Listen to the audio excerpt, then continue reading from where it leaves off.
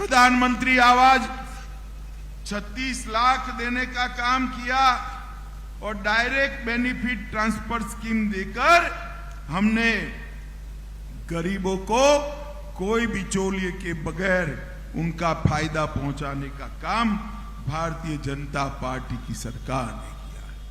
मित्रों, ये दिग्विजय की सरकार थी। मध्य प्रदेश को बंटाधार कर दिया था इन्होंने। मध्य प्रदेश को बीमारू राज्य बना। मैं गुजरात में रहता हूं। गुजरात से उस वक्त बाबा महाकाल के दर्शन करने के लिए आते थे। अहमदाबाद से निकलता था, दाहोद तक आराम से सो जाता था, मगर दाहोद से झाबुआ में जैसे घूमते थे, घुसते थे, गाड़ी धड़ाम से गड्ढे में गिरती थी और नींद खुल जाती थी। झाबुआ से बाबा महाकाल उज्जैन तक गाड़ी खड्डे में है, रोड खड्डे में है या रोड में खड्डा है मालूम ही नहीं पड़ता था। बिजली का नामो निशान नहीं था।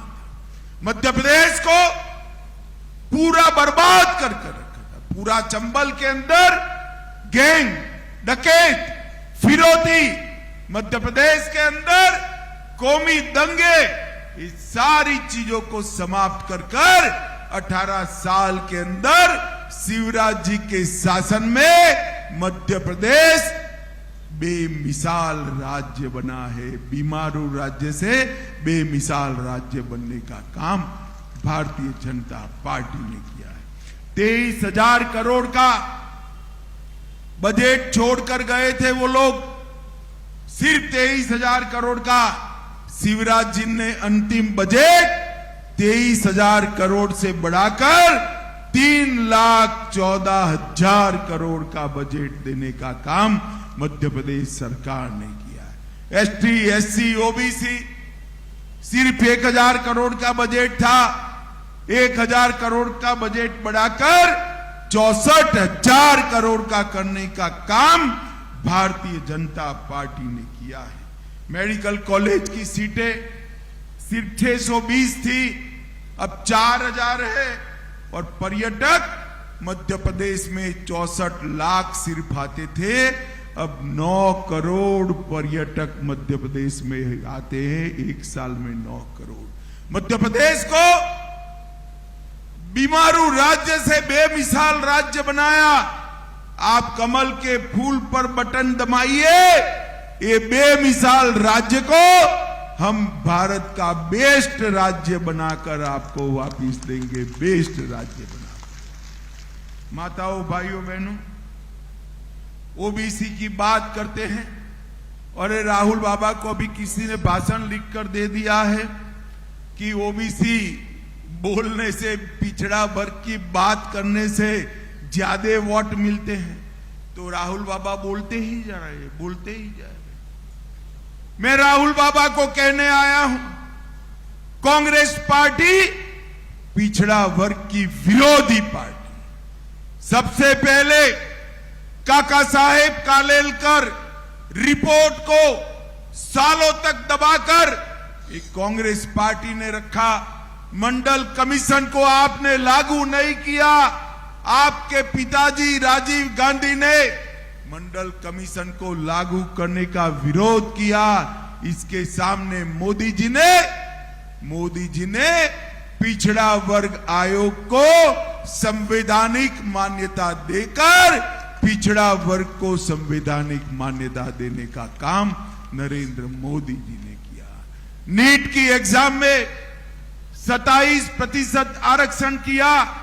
केंद्रीय स्कूलों में पिछड़ा वर्ग के बच्चों का 27% आरक्षण किया। इसके साथ साथ सैनिक स्कूलों में 27% आरक्षण किया। और आजादी के बाद सबसे ज्यादा मंत्री अगर किसी एक सरकार में है तो नरेंद्र मोदी सरकार में 27 पिछड़ा वर्ग के मंत्री बनाकर पिछड़ा वर्ग को 35% सीटें देने का काम नरेंद्र मोदी जी ने किया। भाई और बहनों, मुझे बताओ जरा, ये कश्मीर जो है हमारा है या नहीं है? ऐसे नहीं, जरा राहुल बाबू को सुनाई पड़े, ऐसे बोलो, है या नहीं है? धारा 370 हटनी चाहिए थी या नहीं हटनी चाहिए थी? ये धारा 370 को कांग्रेस पार्टी अनरस बच्चे की तरह 70 साल से गोदी में पाल कर रखी थी। आपने मोदी जी को प्रधानमंत्री बनाया। 5 अगस्त 2019 को मोदी जी ने धारा 370 को समाप्त कर हमेशा के लिए कश्मीर को अपना। अरे उस वक्त जब मैं बिल लेकर पार्लियामेंट में खड़ा हुआ, ये राहुल बाबा क्या भाषण करते थे कि मत हटाओ धारा 370, खून की नदियां बह जाए। अरे राहुल बाबा, 5 साल हो गए, धारा 370 हटा दी, खून की नदियां छोड़ो, कंकर चलाने की किसी की हिम्मत नहीं है, कंकर चलाने की। नरेंद्र मोदी सरकार, मोदी जी ने देश को सुरक्षित करने का काम किया।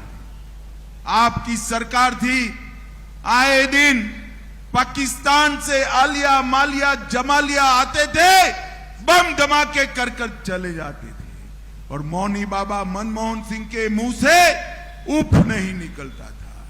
नरेंद्र मोदी जी आए, उरी और पुलवामा में हमला किया। मोदी जी ने 10 ही दिन के अंदर सर्जिकल स्ट्राइक और एयर स्ट्राइक कर पाकिस्तान के घर में घुसकर आतंकवादियों का सफाया करने का काम नरेंद्र मोदी जी ने किया। मोदी जी ने देश को सुरक्षित किया है, मोदी जी ने देश को समृद्ध किया है, मोदी जी ने देश को सम्मान दिलाने का काम किया है। भारत के तिरंगे को चंद्रयान के माध्यम से चंद्रमा पर पहुंचाने का काम नरेंद्र मोदी जी ने किया है। नई पार्लियामेंट बनाने का काम नरेंद्र मोदी जी ने किया है, और माताओं बहनों को 33% आरक्षण देने का काम भी नरेंद्र मोदी जी ने किया है। नरेंद्र मोदी, मुझे बताओ भाई देवता लाभ वालों, अयोध्या में राम मंदिर बनना चाहिए या नहीं बनना चाहिए? जरा जोर से बोलो, बनना चाहिए या नहीं बनना चाहिए? 70 साल से ये कांग्रेस पार्टी राम मंदिर के मुद्दे को अटका रही थी, लटका रही थी, भटका रही थी। 550 साल से प्रभु श्री राम अपमानित अवस्था में, नरेंद्र मोदी सरकार आई, मोदी जी ने राम मंदिर का शिलान्यास करने का काम कर दिया। और मित्रों, 2014 से 19 में पार्टी का अध्यक्ष था। ये राहुल बाबा मुझे बहुत ताने लगाते थे, कहते थे मंदिर वहीं बनाएंगे, तिथि नहीं बताएंगे। अब राहुल बाबा, ये भगवान शिव की भूमि पर मैं कहने आया हूं, 22 जनवरी 2024 को रामलल्ला की प्राण प्रतिष्ठा अयोध्या में होने वाली है। देखो आप लोग, इस बार 3 दिवाली मनानी है। एक तो मना लिए, परसों मनाया ना, 2 दिन पहले मनाया नहीं बनाया। दूसरी 3 दिसंबर को सरकार बने तब मनानी है, और तीसरी दिवाली 22 जनवरी को प्रभु श्री राम अपने मंदिर में बैठे तब मनानी। एक कांग्रेस पार्टी ने हमेशा से भारतीय संस्कृति का अपमान करने का, मोदी जी ने न केवल राम मंदिर बनाया, काशी विश्वनाथ कॉरिडोर जो औरंगजेब ने तोड़ा था उसको बनाया। बाबा महाकाल लोक सोमनाथ मंदिर सोने का बन रहा है। बद्री धाम और केदार धाम का पुनरुद्धार किया। ढेर सारी संस्कृति की विरासतों को उन्होंने पुनर्जीवित और ओजस्वी करने का काम हमारे नेता नरेंद्र मोदी जी ने किया। मित्रों, आपके सामने दो विकल्प, एक बेटे बेटियों के लिए, भ्रष्टाचार के लिए, अपने निजी स्वार्थ के चलने वाली कांग्रेस पार्टी, और दूसरा देश को सुरक्षित, समृद्ध और देश का सम्मान बढ़ाने वाली भारतीय जनता पार्टी, नरेंद्र मोदी जी की पार्टी। माताओं, भाइयों, बहनों, मैं अपील करने आया हूं, इस 17 तारीख को कमल के निशान पर बटन दबाइए। एक बार एक काम करने से दो फायदा हो तो करना चाहिए या नहीं करना चाहिए? जोर से बोलो, करना चाहिए या नहीं करना चाहिए? आप एक बार कमल का निशान दबाओगे, यहां तो भाजपा सरकार बनेगी और साथ में बोनस में 24 में नरेंद्र मोदी जी भी प्रधानमंत्री बन जाएंगे। तो करना चाहिए या नहीं करना चाहिए? जोर से बोलो, करना चाहिए या नहीं करना चाहिए? तो कमल के निशान पर बटन दबाओगे क्या? हमारे गौतम जी को जिताओगे?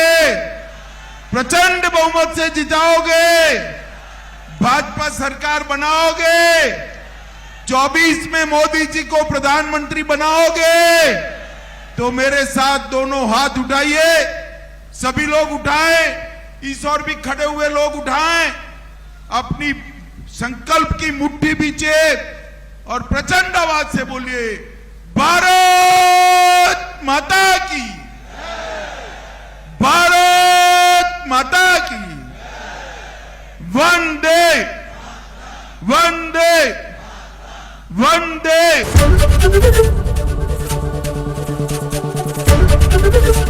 एबीपी गंगा, खबर आपकी, जुबान आपकी।